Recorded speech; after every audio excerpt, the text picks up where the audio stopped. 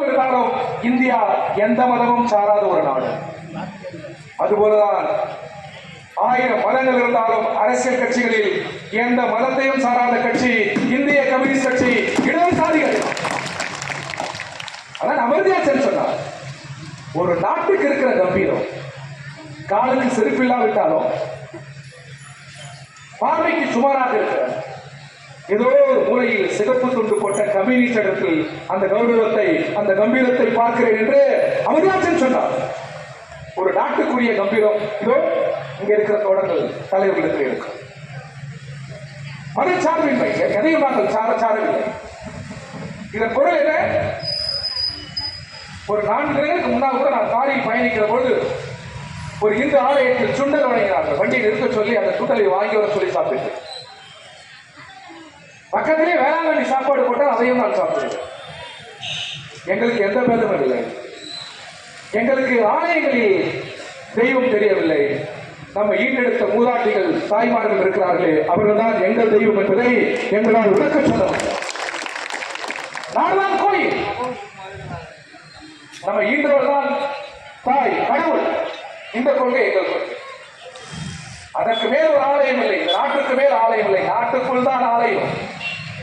அவர்களே, இந்த ஆலயத்திற்குள் இந்தியா இல்லை.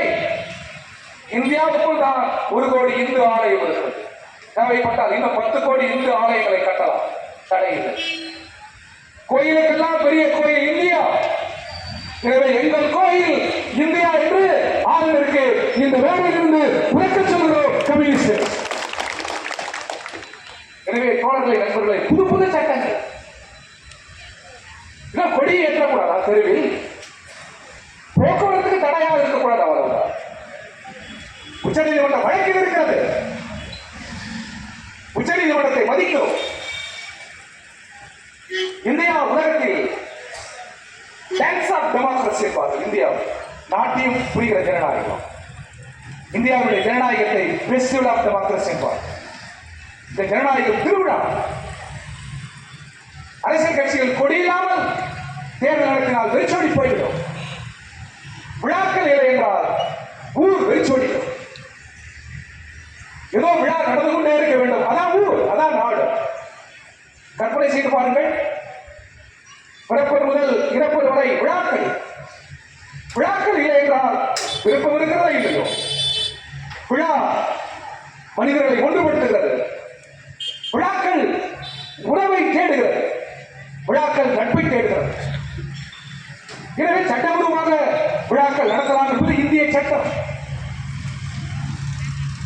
அரசியல் கட்சிகளுக்கு கொடி இல்லாவிட்டால் அரசியல் கட்சிக்கு முகம் இல்லை. இந்த கொடி எங்கே பறக்க வேண்டும்? போக்குவரத்துக்கு இடையில்லாமல் ஓரத்தில் பறக்க வேண்டும். அப்படி சொல்லலாம் நீதிமன்றம். கொடியை பறக்கக்கூடாது என்றால் அது சரியல்ல, மறுபரிசீலனை செய்ய வேண்டும். ஒரு நீதியை போராட்டத்தின் மூலம் பெற வேண்டும் என்றால் கொடி இல்லாமல் பெற முடியுமா? நான் வருகிறேன், இவ்வளவு தூரம் பயணப்பட்டு வருகிறேன். இந்த கொடியை பார்த்த பிறகுதான் எனக்கே கலைப்பு நீங்கியது. இவ்வளவு கொடி பிடித்த இவ்வளவு பெண்கள் பேரணியில் வருகிறார்கள். எல்லா கொடிக்கும் வரலாறு உண்டு. ஒரு கொடிக்கும் வரலாறு. ஒவ்வொரு கட்சியும் தமிழ்நாட்டில், இந்தியாவில் கடமை செய்திருக்கிறது. நாம் மதிக்கிறோம், அதன் தலைவர்களை மதிக்கிறோம். எந்த கட்சி கொடியும் நான் குறை சொல்லவில்லை. ஆனால் கம்யூனிஸ்ட் கட்சி கொடியை பற்றி நான் பேசிய ஆசைக்கிறேன். நண்பர்களே, நான் நீதிமன்றத்துக்கு சொல்கிறேன், இந்த கொடி ஏதோ ஓவியர்கள் வரைந்த கொடி அல்ல. நீதிபதிகளே,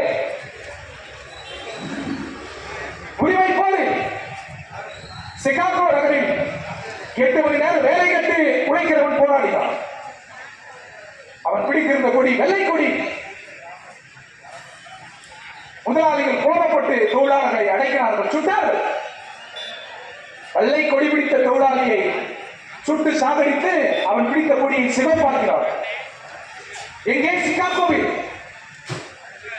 நண்பர்களே, இந்த கொடி ஓவியர் வரைந்த கொடி அல்ல. அரசியல் கட்சிக்கு கொடியை பச்சை, சிவப்பு, மஞ்சள் எங்கே வைக்கலாம் என்று ஓவியரை வைத்து அந்த சூரிய மறைவார். ஆனால்